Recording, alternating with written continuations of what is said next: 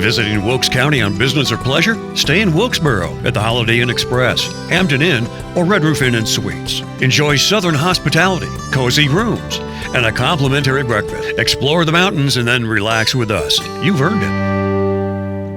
Closed captions for this episode of Life in Wilkes is brought to you by Deal Insurance Agency in Wilkesboro, an award-winning, experienced, family-owned and operated agency with service and coverage that goes above and beyond expectations. Join us on a captivating journey as we explore the charm, history, and vibrant culture of Wilkes County. Discover the hidden gems, inspiring stories, and remarkable people that make Wilkes a place worth knowing and celebrating. Join us now and experience the unique essence of Life in Wilkes. Gerald Lankford, good to see you, buddy. Good to see you, Carl. We're back again for round two. This is like one of those big gatherings in when the Ring, in Las Vegas, where the folks come together and they tell stories in a different way, but they're telling a story, aren't they? Absolutely. Yeah, and I can't tell you how pleased we are with our first visit together, and people seem to be responding all over the country. You got friends everywhere. Well, I do. I do. Yes, I do. Thank you. How does that feel for you as we're early in this process and we're going down our storytelling journey together?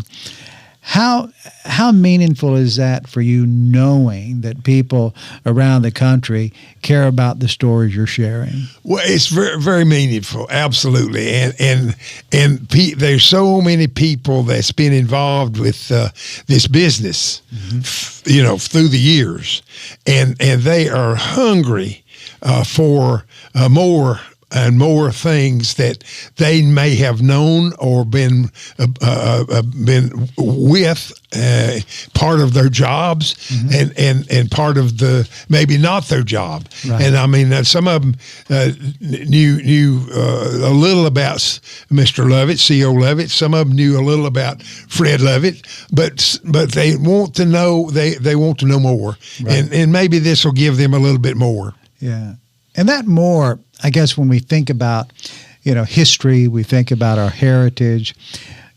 When that heritage and that history is around something that's profoundly significant.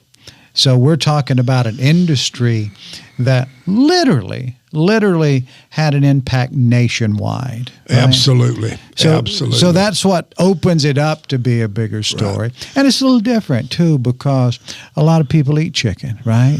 So a lot of people eat chicken. So those type of stories, I guess we could say it might be more relevant than just about any other type of story to the general public, right? Right. Yeah, that blessed chicken. Okay, let's pick up a bit from where we left off last week. I know we got a lot crammed into last week. We talked about a lot of folks, but we ended up talking about the Lovettes. We ended up talking about that experience.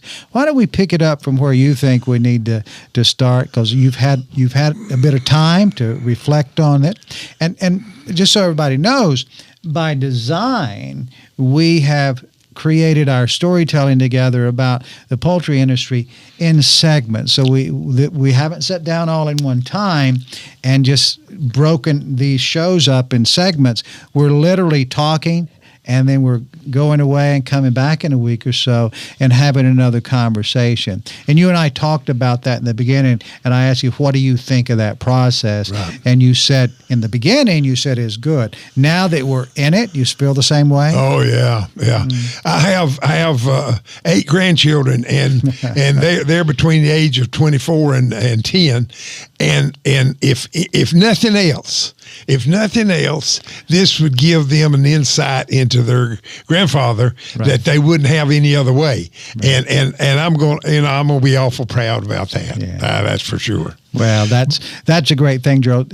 One comment before we get started. When we shared on social media the show, there were people making various comments, all complimentary. One person said that they watched the entire thing at their desk, and what they said I thought was interesting. He said, I think it was a he. The person said, "I just loved hearing his voice again." Well, And they said they just let it play and just had such a wonderful experience just listening to you tell stories. What a compliment, you know. That's Great, a good one. great. That's a good one. Have to send them a chicken coupon. That's right. I'll send them a ticket.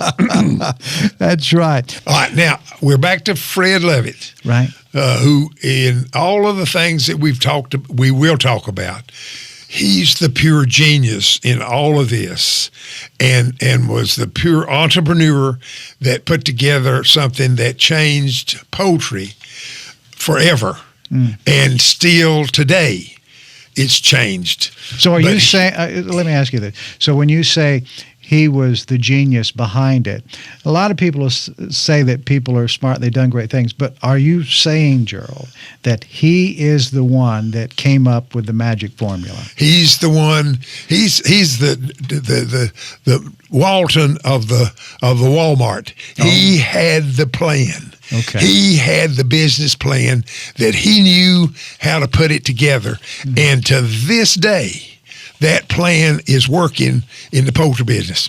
And we'll explain all that as we go along. Sure.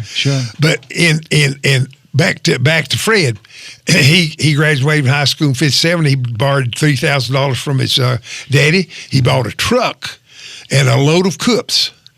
And he started going around to chicken houses, and by then there was 500, 1,000, 2,000, 3,000 chickens in houses, in hothouse chicken houses, and they were picking those up when they got ready for market, and they would take them to Mr. Eller. Mm-hmm. And they'd sell them to him maybe, or they'd take them to the processing plant at Wilkesboro, or the processing plant at Morganton, or the processing plant in Charlotte, and one in Winston-Salem. The one in Winston-Salem, Holly Farms eventually bought that plant and expanded their operation from there. But during this time, there was what came about through demand for chickens was hatcheries. Mm-hmm. And you have to have feed. You have to have a feed store. You have to have people that makes this feed. You have to have people that ship this feed in here from some other place that has a bigger feed operation. It has to have live production. It has to have chicken houses. People that go out in the farms, and the farmers would put in their assets, build chicken houses, and raise those chickens. And Fred and others, not just him, but others too, picked up those chickens and took them to market. Well, let's ask a question about the farmers, because you mentioned assets being committed to. So did the farmers, were those chicken houses, did they belong to, we'll say the chicken company, or were the farmers themselves investing their money in building those houses? No, over the years, it's always been this way. The farmer furnishes the house, the land, the labor. Okay. And the utilities, the water, the power, and the feed company will furnish the chicks and the feed and the management procedures, mm-hmm. and then they would pick them up and determine what kind of profit that farmer had when you put in the cost of the chicks, put in the cost of the feed, and determine what they got for them. Then you pay him or you don't pay him. Right. Now, in those days, what happened so much of the time before this was that the farmer paid for the feed and the chicks, and he bought those. He may have got them on mail order, or he may have got them from a hatchery downtown. And there were several hatcheries come up and right down the street from here, and he would put all of his money into the chicks and the feed and the house and all that. And when he sold, if he didn't sell for enough because of the market or whatever, he would lose money, and that would cause him problems. He might not be able to put chickens back in the next time, or he might make good money and he might put back in, build another house or whatever. Mm-hmm. But that went up and down.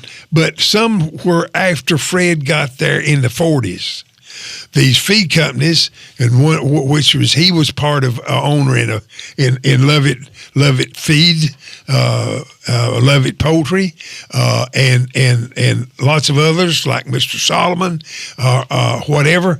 Those people had chicken, had feed stores, and they would put the chickens out to the farmer, and they would furnish the chicks and the feed, and if they sold those chickens and he didn't make a profit, then he would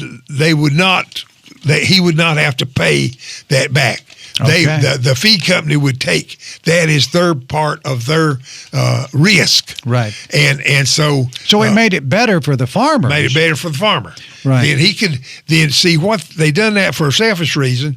They done that so that he would put chickens back in, so they would have another batch down the road 8 or 10 weeks later, and so that made the process work. So they were working the averages then, right? So they worked the averages. You might lose one batch. You might not make enough money, but the next you do. Right. So and they were in the position of being strong enough. If they had enough farmers doing this, it would dollar cost average out. That's right. Okay. That's right.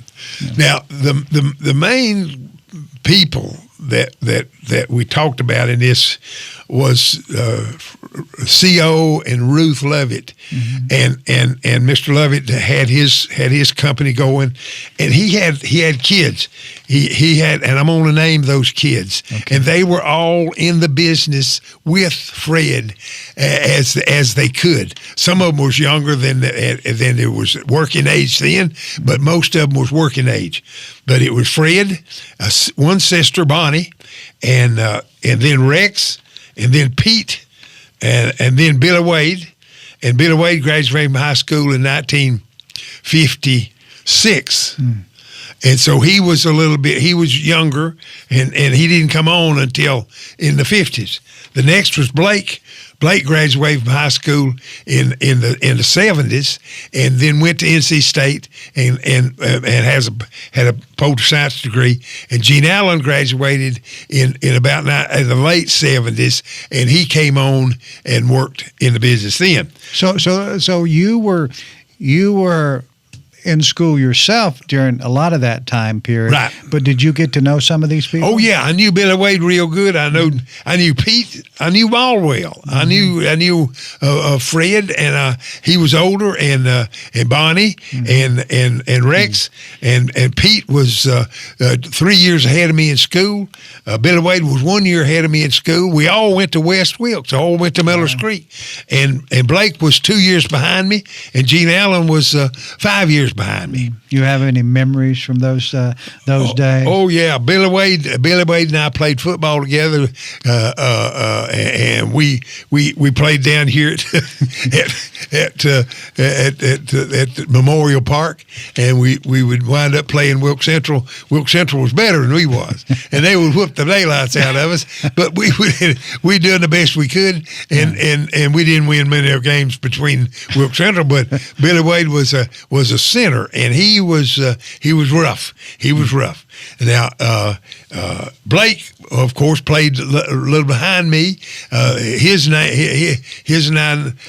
claim to fame was that he was in the same class with Benny Parsons, and Benny Parsons wound up being a race car driver, and we all knew him very well. He graduated from high school with us, a little behind us, and of course Gene Allen was the younger one, and he didn't go to college. He went straight to work, and he became a heck of a person. I wound up working for him, and bless his heart, he had lung cancer and died when he was 50-some years old. Rex, he had a heart attack and died when he was 49 years old. Wow. Fred lived to be in his 60s. Bonnie lived to be in her 80s, and Pete lived to be 90. And so the whole group have passed away, but they were all good friends of mine. I worked for Bonnie for 25 years. She was head of HR. So, she taught me everything I knew about that kind of business. And those guys were just super, super guys. And I've got other things to name about them as we go along. All right. that having those memories with people who have had such an instrumental part in an industry, in the poultry industry. Yeah. Not to mention, the local stories and going to school and who you went to school with. Those are good things. But just knowing that family and what they had to their contribution level, that's significant. Very significant. It is to me. Right. It is to me. I value all that. I was at the right place at the right time. I went to work for Holly Farms when I graduated from college from Mars Hill in 1965. Okay. And just 3 years before that, they had put this company all together into Holly Farms Poultry Industries, and we'll talk more about that in a minute. But I was around. I was working there in the summer. I was working. My daddy had a little feed operation, and he put chickens out to growers, and we haul feed. We caught chickens, took them to the plant. I mixed and mingled with all those people all those years during my youth, without any question. So you were working. You were just working with friends, people you were getting to know. Was there anything that you were witnessing and seeing at that time that gave you a foreshadowing of the future, of what this might turn into? I think that I realized early on that one summer they brought in a up until the one summer in the 50s, all the chicken feed came in 100-pound bags, and they either done it at a feed mill locally or down at Moxville, or they brought it in on rail cars from who knows where, and then that summer they brought in a truck that hauled that feed in bulk. And you didn't have to have a bag.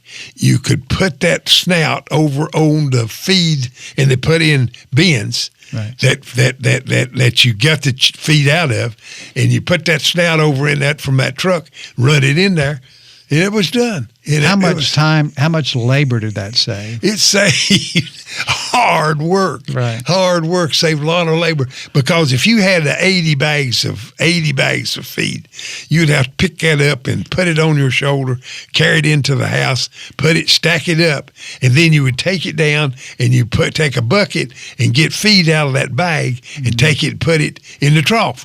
Well, this went into a vat. The feed in loose went into a vat. You take your bucket, scoop it up, take it out there and put it in the trough. Well, later on, all that became automated. Right. But at that point, it just enormously made the job easier and quicker. And one person could take care of 1,000 chickens, where it had been taking 3 to take care of 1,000 chickens. So that increases productivity by a significant amount. Absolutely, absolutely. Great. But during all this time, I think that I saw innovation after innovation in the way houses were built, in the way feed was handled, in the way chickens was handled. For a long time, we had an individual chicken coop that packed onto a truck.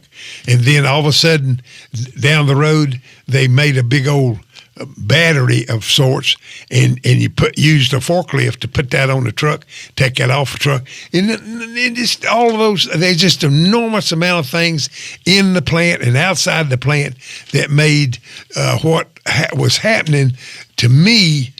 I was knowing that they was going to change enormously the way we fed the country. So efficiency, that continual evolution of efficiency and being able to basically stretch the dollar further as far as what it was doing, how many people were working, and their ability to work in the most efficient way. That was important. Now, was that process part of the process you were talking about earlier that Mr. Lovette put together? Was that part of his vision as well? Oh, yeah. Okay. Yeah, Okay. absolutely. So he was continually working on that improvement process. Yeah. And during the 50s, he got total control of the plant at Wilkesboro, and he put in a lot of good practices. In other words, they and that was a Holly Farms plant. That's Holly Farms plant. Right. That's totally Holly Farms plant, and they in that plant. We came up with the idea, they did, some of them did. I don't know who all done that, but they come up with the idea that people wanted Holly Farms chicken more than they wanted a chicken that had no name on it at all. Right. And so they decided to brand that product with a tag that went on the wing of the chicken. Oh. And so they had, in the early days, they had a chicken that had a name. And we understand clearly the difference between a product that has a name, like Oscar Mayer, Sure, or Campbell Soup. People will pay more for that than they will for something that don't have a name. So Holly Farms became the Prada of chickens. Right. Right. It was the most valuable. Yeah, it was the most valuable. Right. And so, but still yet, the product was a lot like what Mr. Eller done. It was a chicken. It had the feathers off. It had the blood out. It then had the insides out. It had the feet off and the head off. And it was still packed in a package in a box, and they put ice on it, and it had that wing tag on it, but it was still in that box. In the water would run out of it and mess up the floor in the room at the grocery store, in the butcher's shop at the grocery store, and then they had to take it out and cut it up and package it in some kind of bag or in a tray, and then leave that Holly Farms tag out to where people could see it, and then they would set it that way. Then they put it in their shelf. Yeah. Put it in their shelf and take it on. Right. But that was what was to be. Somebody needed to fix that. We all thought, and none of us knew how to do that. But we'll get on down to that later on.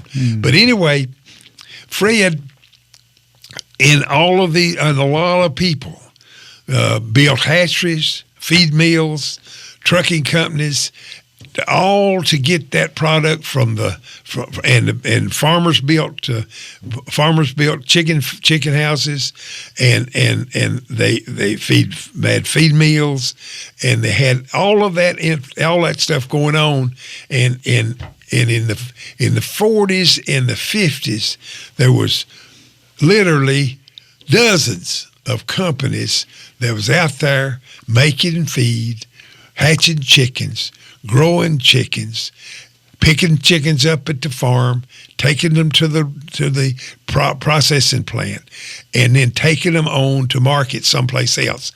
And you can't market all that in Wilkes County. Right. You got to have that market. You got to find other places in Washington D.C. or in Memphis, Tennessee, or Chicago or New York, wherever. You've got to be able to get that product to the people that want it, and get it to them safely, and get it to him fresh, and make sure that gets done. And if it don't, it ain't gonna happen. All of this happens quick, doesn't it? All this happens quick. I mean, even the from the little chicks go into the houses, and then them. I mean, they grow quicker now, I guess, but they still had to be. It was all timed out, right? Right. These little chicks go here, then we go harvest them there. We go catch them, bring them back to the processing plant, and really, then the clock really starts ticking, right? Time is probably more important from that point till it gets to the store than any other time. Absolutely. Because it's perishable then, right? In other words, if the chicken is in the house on foot, if they go 2 or 3 days beyond what you really want them to do, they might be a little heavier, but they're still fine. They're still fine. But when you put that in the chicken in the processing plant, and you kill it and you pick it and you pack it in ice, you got to sit that sucker to market, and it has to happen over a very short timeline. Yeah. So Holly Farms, from the logistical standpoint, so they were part of that whole thing, right? And so getting it to the store was their mission number one, right? That's right. That was their job. The job isn't finished until it gets to market. And Holly Farms figured out how to handle that whole process. That's right. Okay. That's right. And there's going to be some improvements down the line. There'll be a revolutionary change that we'll talk about later. But once all that got to going in the 40s and the 50s, and the business really went well, and after the war was over in the mid 40s, Wilkes County and the whole country went into a boom. Mm-hmm. You know, we had enormous amount of lots of different things here in Wilkes County. We had a big mirror plant that came up. We had furniture plants that came up. We had all kinds of different industries that were the hosiery business, the pantyhose business. All of that came along after the war, and people made enormous amount of money satisfying the customer on everything that the customer might want, whether it be clothing, furniture, mirrors, chickens. And not just the local market, but the national market. National market, yeah. Absolutely. Wow, that's fantastic. And that kept going and going and going. And Fred Lovette, when I say he was the genius, he had the plan. Somewhere along the line, he decided that we needed to get all of these companies that done the feed, the hatcheries, the feed mills, the live production, the processing plant, the trucking companies, all of that needed to be under one big roof. And that's getting ready to happen. Hold that thought. Good job. Gerald, we've done it again. Really? Yes, sir. Yes, sir. Only 5 minutes over. Oh, really? Yeah, well, you have nothing to say, Gerald. You have absolutely no wisdom, no knowledge to share with people. Oh, okay. Gerald, this is fantastic. Okay. But let's hold. I know something big's coming, and we're going to share that on part 3. Good to see you, friend. And I tell you what, I will never, ever be late to one of your chicken cues again. I'll take you up on that. I'll take you up on that.